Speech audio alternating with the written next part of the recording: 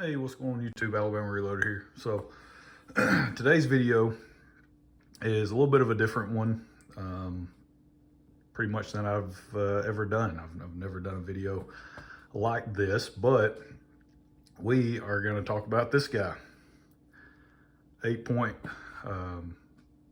buck that I killed. Oh, it was back in November.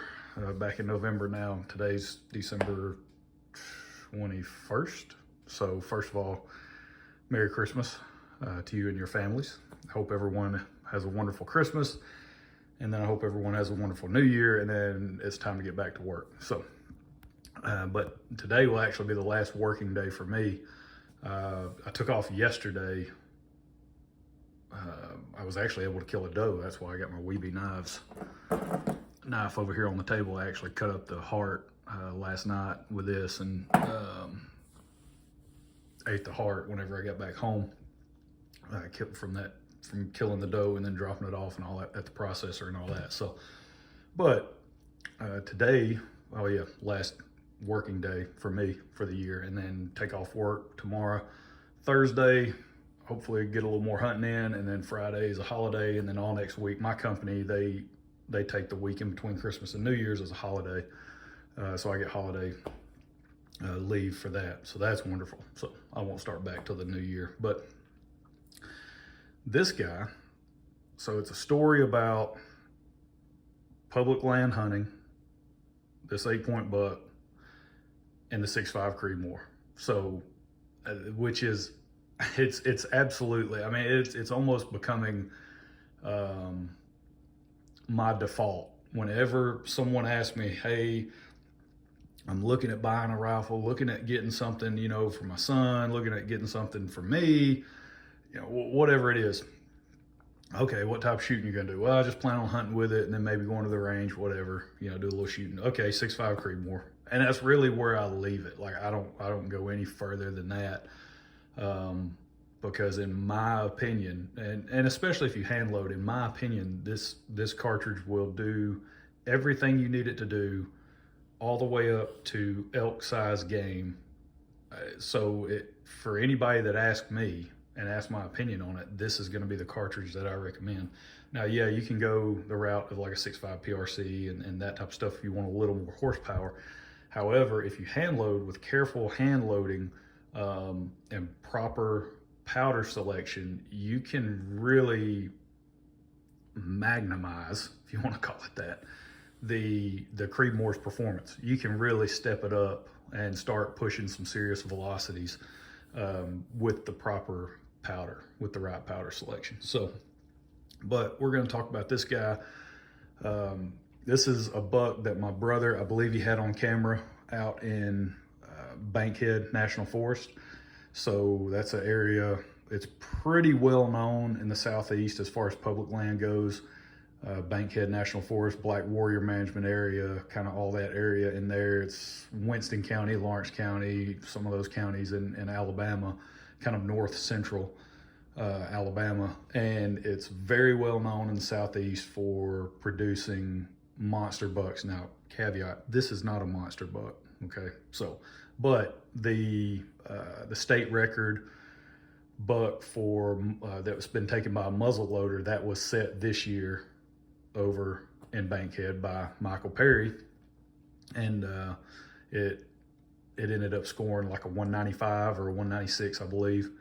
So I mean, you're talking 200-inch deer, pretty much, that are killed in this place. I mean, just absolute monsters when it comes to whitetails. And so the place is just really well known for producing big deer, and it can be some extremely difficult terrain to hunt because it's just ridge after ridge, valley, ridge, you know, draw, you name it. It's you feel like you're going up and down ridge after ridge forever to get to where you need to go because there's a lot of hunting pressure in some of these easier to get to spots. So my brother, he hunts, he exclusively hunts Bankhead. That's all he does, public land hunting. And he's gotten really, really good at it because the results are sitting on this table right here. He has put in a lot of time, a lot of effort, a lot of energy in scouting the areas. He lives over close to Bankhead, And so he has put in countless hours and miles of scouting and hunting bankhead over the years, and he's really dialing it in to where he's starting to get good bucks on camera, really nice bucks on camera. We're getting into some good spots. I say he's getting into some good spots. And then thankfully, he's a nice enough brother where he's like, hey, let's run over here to Bankhead. I got some good spots, and we'll see if we can't kill something. And so that's exactly what happened with this deer right here. We went out and back in November, and it was a spot that he has a cell camera set up. And so he's been able to, he's got tons of hogs on camera too. And so he's found a really good spot for hogs and deer. He's got some good bucks on camera, and he was like, hey, let's go in here. Hopefully we can catch a buck cruising through here, and we'll just see how it goes.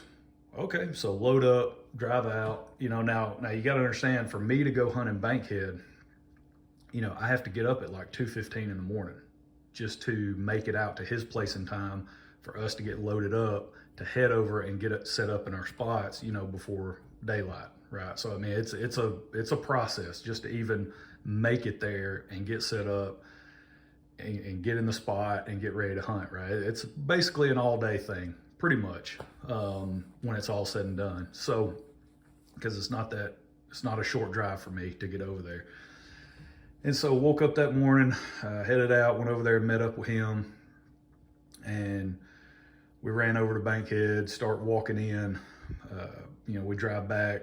I rode with him. We drive back to where we're going to park at the gate, and then after that, of course, you have to walk a decent amount of a decent distance to get to the spot that we're gonna be hunting, the area we're gonna be hunting. And so we get down there, and the night before, he had, I think I was on the phone with him, he was like, all right, heads or tails?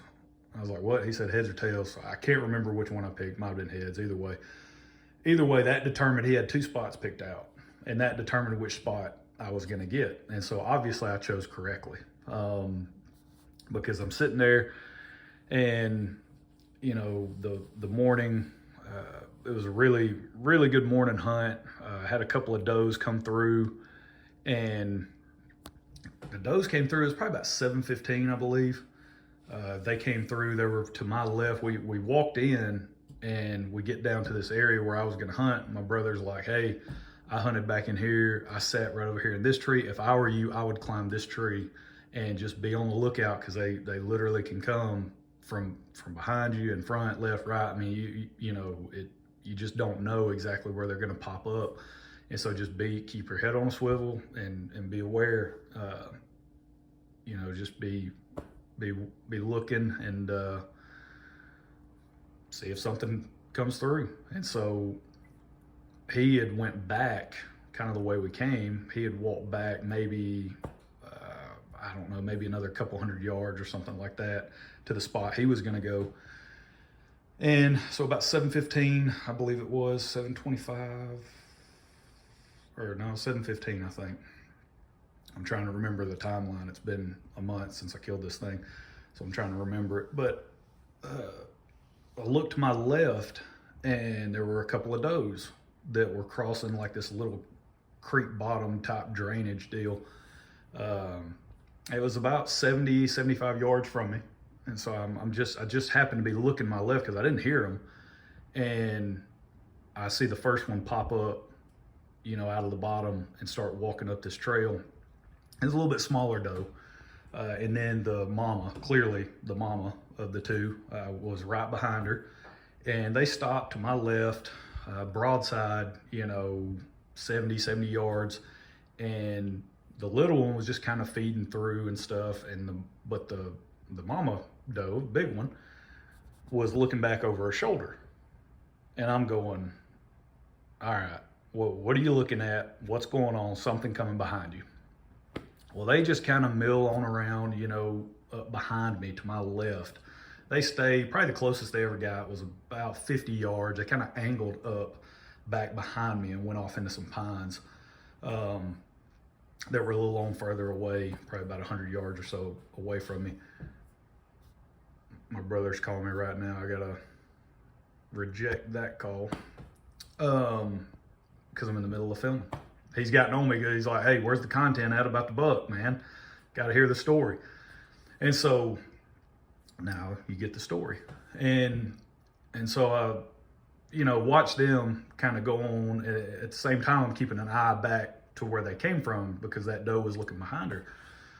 Well, 5 minutes pass, 10 minutes pass, 15 minutes pass, 20 minutes pass, nothing. I'm sitting here going, well, maybe it was nothing. Maybe she just thought she heard something back behind her and decided to take a look back real quick. So I was like, okay. So I was kind of let my guard back down. I'm just sitting looking around, and I looked to my left again, and it was 7:40. So 25 minutes after those does walked through, here come this guy. And at first I saw his body when he come through the little creek bed and up the other side. He was on the exact same trail they were on. Didn't have his nose to the ground or anything. He was just kind of walking real slow. But I noticed his body right off the bat. Massive body, biggest body deer I've ever killed.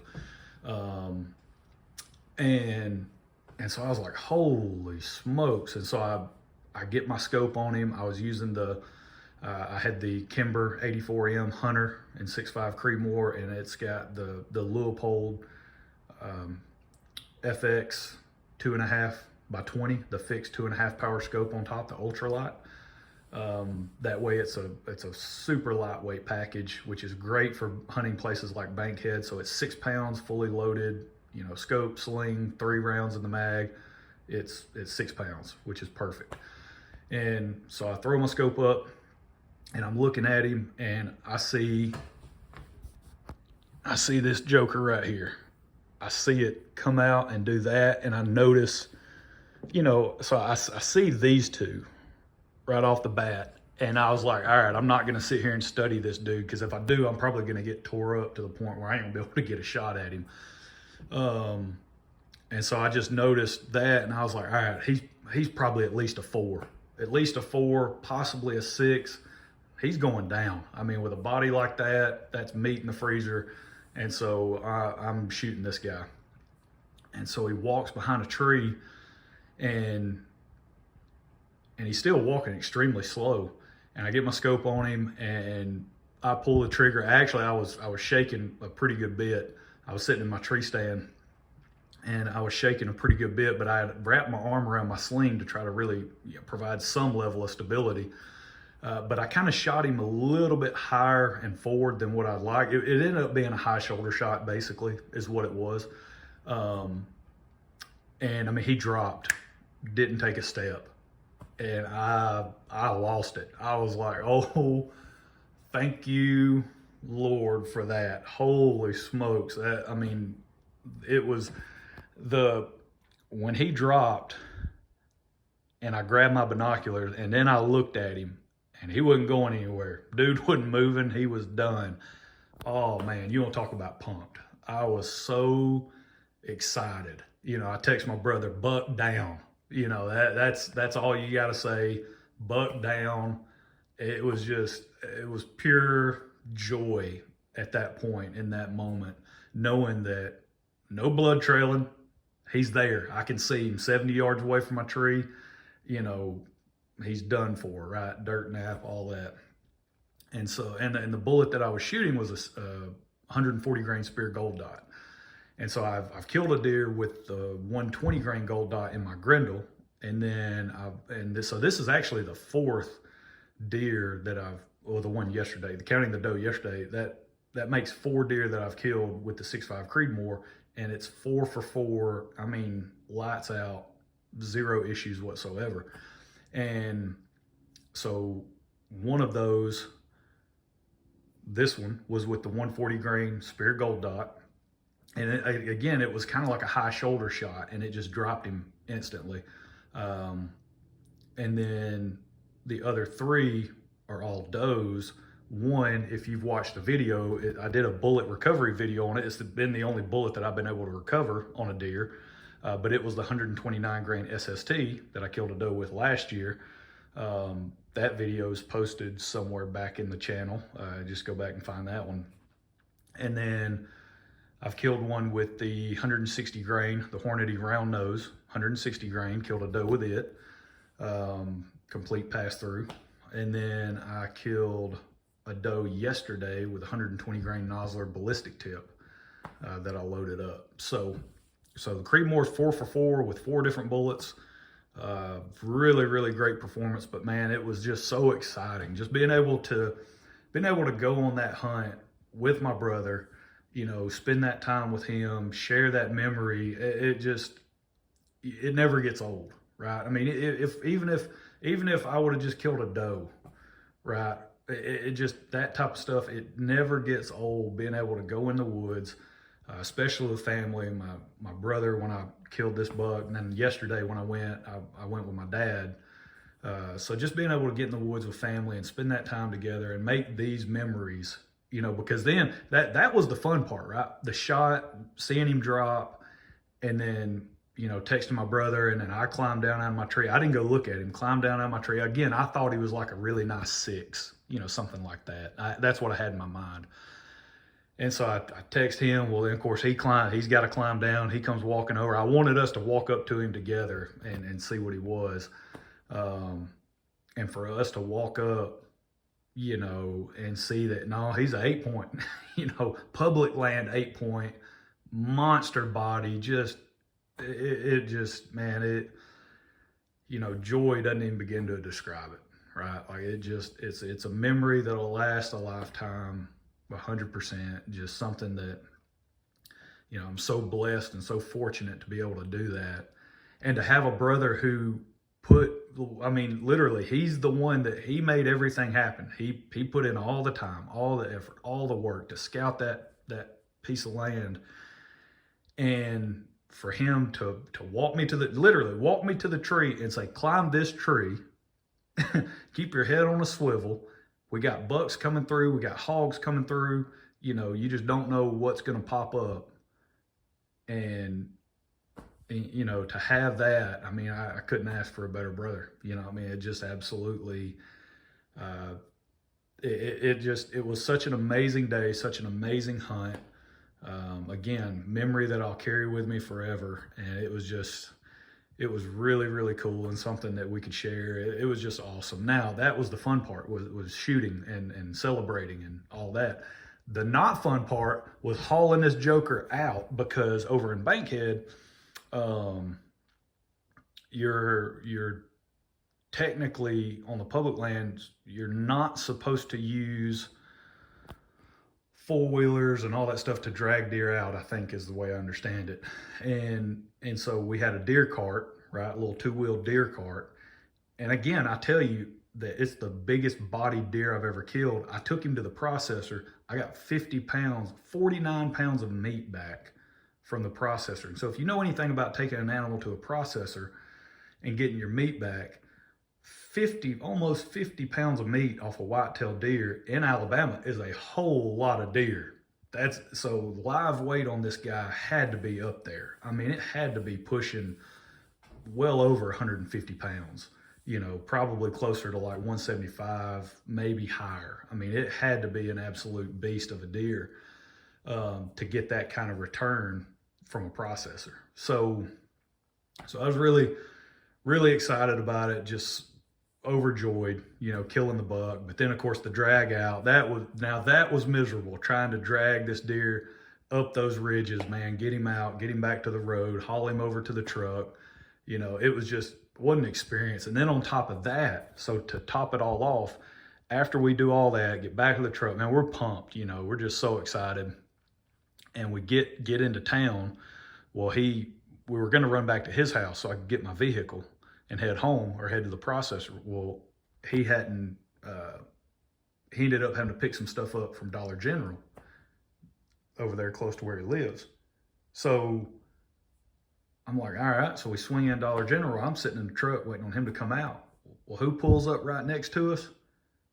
I'll be daggum if it wasn't Michael Perry, the guy that literally just killed. I'm talking like 2 or 3 days before I killed this buck, he had killed that state record muzzle loader buck, you know, 196-inch buck or whatever it was, had just killed that deer, you know, just a couple of days before or whatever it was, over in Bankhead. And he pulled up right next to us, and I thought it might have been him, but I couldn't really tell. My brother come walking out of Dollar General and walked over to him and started talking to him. He was like, yeah, you know, he was kind of motioning to me or whatever. So I get out of the truck, and Michael Perry comes over, and he said, he was looking at my buck in the back of the truck there, and he goes, man, he's like, that is a big body deer. So for Michael Perry, I'm talking about the legend himself of public land hunting, especially Bankhead, you know, to be like, to check out my deer, right? You know, it was an unbelievable experience all the way around. You couldn't have scripted it any better. I mean, just a wonderful story, wonderful day. It was a great hunt. Definitely something we're going to talk about for the rest of our lives, for sure. So, but that's it. That is the story of the 8-point. And I got this European mount done by a guy over in Lawrence County. He was recommended, and he actually did a really great job with the European mount. I'm really pleased with it. So I've got this sucker sitting in the house. Excuse me. As soon as you walk in our front door, we got like a little entryway table type thing, and he sits right there on it. So just, man, super pumped, really excited, still really excited. Every time I look at him, I'm like, man, what a day. You know, you look back and man, what a day, what a hunt, you know, just everything that went into it, you know, all of my brother's work and effort and preparation that went into it. And then me being able to actually seal the deal and get him on the ground, and then us being able to drag him out. And then on top of that, you know, what are the odds we just swing into Dollar General real quick and then run into Michael Perry? You know, just all of it together made for a really, really great day. Just an amazing memory. So yeah, there you go. That is the buck down public land 8-point story right there. So 6.5 Creedmoor just continues to impress, and it really is just becoming my default answer when someone asks me, well, you know, what do I need? What cartridge do I need to go deer hunting? What would be good enough to get the job done? That's more than adequate. It's every time I've pulled the trigger, this has been the result. So, but that's it. That's the story, and I'm sticking to it. So we will catch y'all next time. Y'all stay tuned. We got a lot of stuff coming up, but at the same time, I'm going to be pretty busy over these next couple of weeks in the holidays and stuff. So don't really know how much content's actually going to get put out. So just bear with me, wait till the new year. But yeah, we got a lot of fun stuff coming. So we'll catch y'all next time. Y'all have a good one. Don't forget, if you're still doing some last minute Christmas shopping, man, run over to Mr. Big Guns in Huntsville. Go back, watch the video that I made about some of the things, you know, actual things that I use and recommend, like this Weeby knives knife, you know, things like that, things that I've used for years that just really, really work and make, you know, certain tasks a lot easier. If you're looking for last minute gifts, go check that out. Check out that video that I made. But yeah, run down, see Matt and those guys at Mr. Big Guns, see what all they've got in stock. They just got a huge shipment, I think, of some firearms and stuff, some new stuff put out in the store on the shelves. And then last time I was in there, they had, you know, a decent amount of powder on the shelf, and their bullet selection is growing. Die sets, you know, they got in a big order of die sets and different things. So just go see what they got, check out all that stuff. And then also don't forget Midway Pistol and Ammo out in Gurley, Alabama. So stop by, see Mark and Robert, those guys out there, see what all they got going on with the brand new kind of store redesign and rebranding that they're going through. They've done a really good job out there. So go stop in and say hey to those guys and see what they've got. So, but that's it. We'll leave it there. We'll catch y'all next time. Y'all have a good one.